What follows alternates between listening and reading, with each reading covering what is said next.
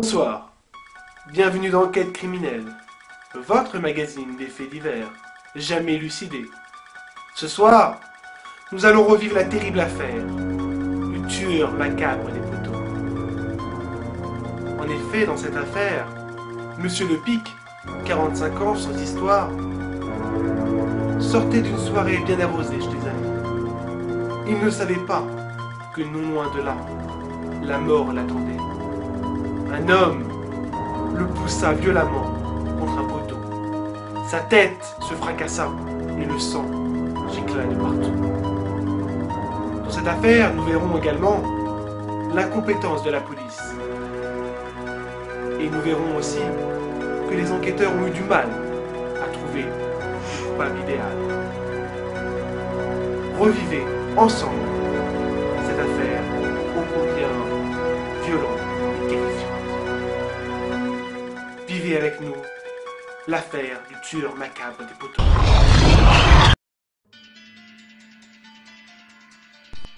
Nous sommes à Bussy-Saint-Georges, dans une banlieue perdue de Seine-et-Marne, dans le 77, où le meurtre de Monsieur Le Pic a été commis en fin de soirée.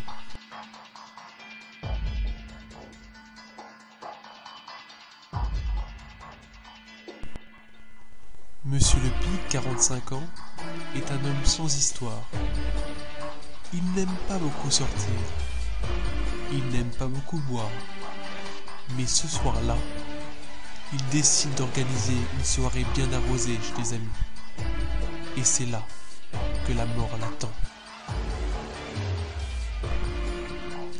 En fin de soirée, Monsieur Le Pic sort au bras d'une jeune femme qui l'abandonne dans une ruelle sombre. Et c'est là que le terrible meurtre va se produire.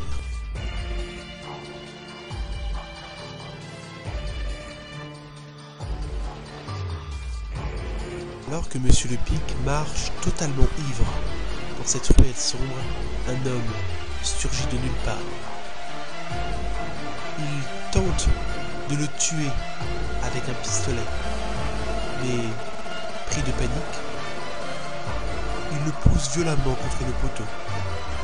Et c'est là où la tête de Monsieur Le Pic se fracasse 2 fois contre le poteau. Monsieur Le Pic est allongé sur le sol, inconscient, ne pouvant plus bouger. Et c'est là que l'on comprend la terrible affaire du tueur macabre des poteaux.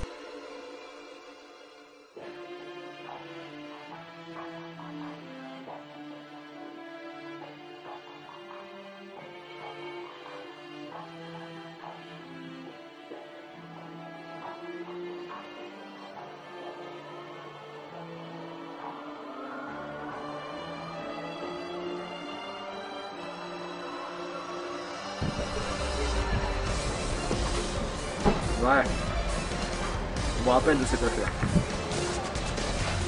Les flics avaient fait tous leurs moyens en œuvre pour récupérer le coupable. Mais c'était insoutenable, on n'avait aucun indice. Comment il s'appelait ce mec déjà? C'était l'ivrogne, je me rappelle. Il m'avait empêché de partir en vacances, on a été tous retenus au commissariat. Toutes les équipes étaient déployées sur toute la zone pour récupérer on sait qui. Enfin bon bref. Quoi? Non. Mais au pire t'orientes les meubles vers la télé. Voilà. Mais c'est ça. Ouais. Bon bisous maman. La piste de la joggeuse sexy était avancée par les enquêteurs.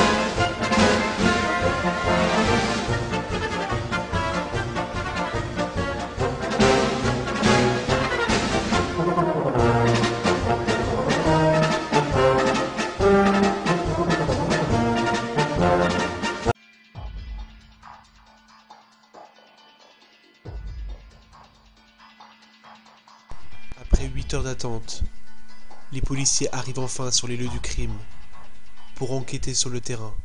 Et là, ils ne découvrent rien. Ils ne savent même pas qu'ils sont en face du poteau où Monsieur Lepic a été sauvagement poussé 2 fois. Ils ne savent même pas qu'ils sont en face du poteau imbibé de sang. Et là, on peut se demander pourquoi, oui, pourquoi tant d'incompétence?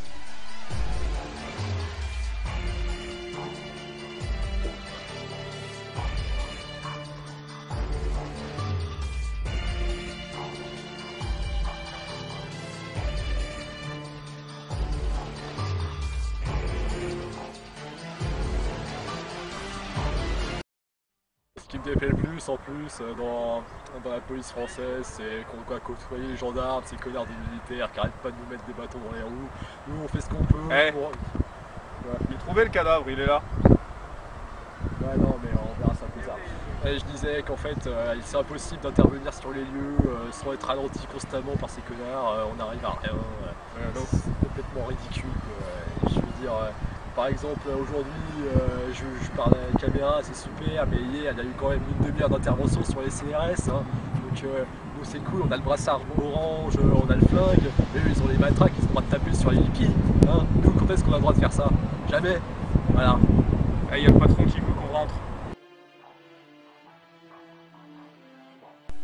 Coup de théâtre, Monsieur Lepic est toujours vivant. Il n'a jamais été assassiné. Cela est un coup dur pour les enquêteurs, mais marque un tournant essentiel pour cette affaire originale et terrifiante.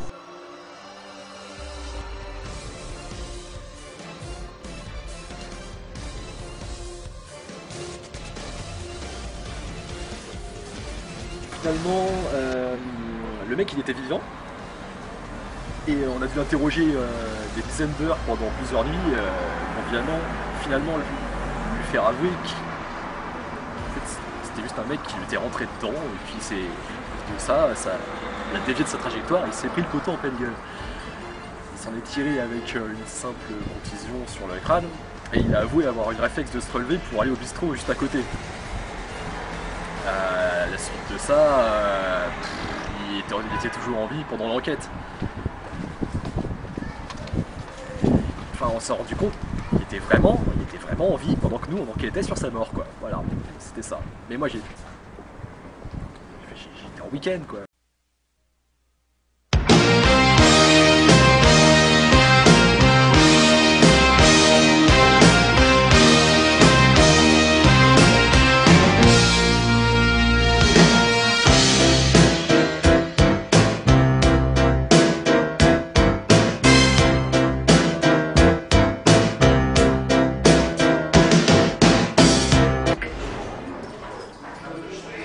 Bon, on vous a convoqué ici.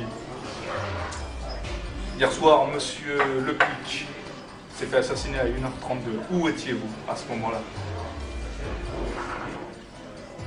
Je faisais l'amour dans les buissons. Vous avez des témoins? Quelqu'un qui vous a vu? Mon copain. On veut son nom, son adresse, tout. Kevin Turner. Monsieur Lepic s'est fait assassiner hier soir. On lui a écrasé le crâne contre un poteau. Vous n'avez rien entendu, je suppose. Je sais même pas qui c'est. Bon bah, merci beaucoup de ces informations. On va juste prendre le numéro de téléphone. D'accord. On s'en va. Hein. Bah, je passerai au commissariat. Dès que vous pouvez.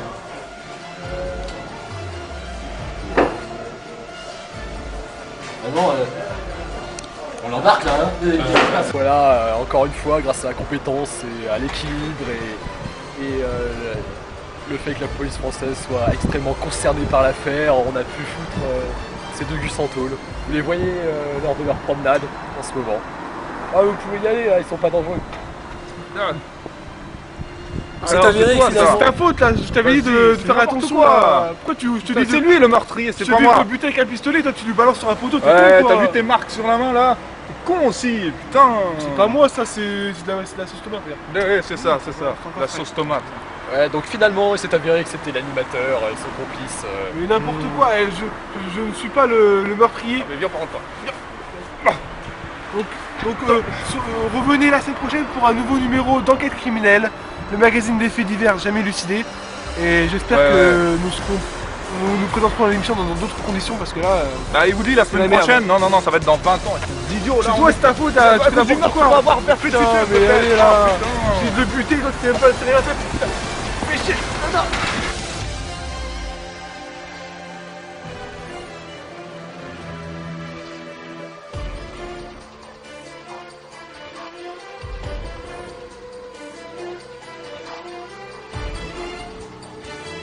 Soirée d'octobre. Ah, c'était une sacrée soirée, bien arrosée, je m'en souviens. Enfin, je m'en souviens pas trop parce que j'étais raide défoncé. J'étais complètement bourré. Ouais, j'étais vraiment torché ce soir-là. La preuve, c'est tout ce que je me rappelle, c'est que en sortant de boîte, j'étais accompagné, je crois, avec une fille. Je me rappelle plus trop. Ouais, c'est ça. Enfin, toujours est-il que en rentrant, je me suis cogné la tête sur un poteau et je me suis effondré et le trou noir. Après, je me rappelle plus de rien. Mais toujours est-il que je n'étais pas mort. Je me suis pas fracassé la tête sur ce poteau comme la police a pu le croire sur le moment et. Ce que je n'ai surtout pas compris, c'est pourquoi la police a continué de me chercher en tant que cadavre, alors que je n'étais pas mort, quoi. Vous voyez, je suis tout ce qu'il y a de plus vivant. J'ai même été obligé d'écrire au commissariat de police le plus proche, pourtant, et je sais pas. Je n'explique pas comment on a pu me chercher encore pendant tout ce temps. Moi, je serais à la place du ministère de l'Intérieur, je me poserais de vrais soucis sur l'efficacité de leur brigade. Hein. Non, vraiment, c'était quand même assez spécial, hein, toute cette affaire. Me voir partout dans les journaux, à la télé, comme quoi j'avais disparu et que j'étais mort, alors que, vous voyez, je suis encore vivant. Je suis tout ce qu'il y a de plus vivant, je respire la santé, d'ailleurs, à la vôtre.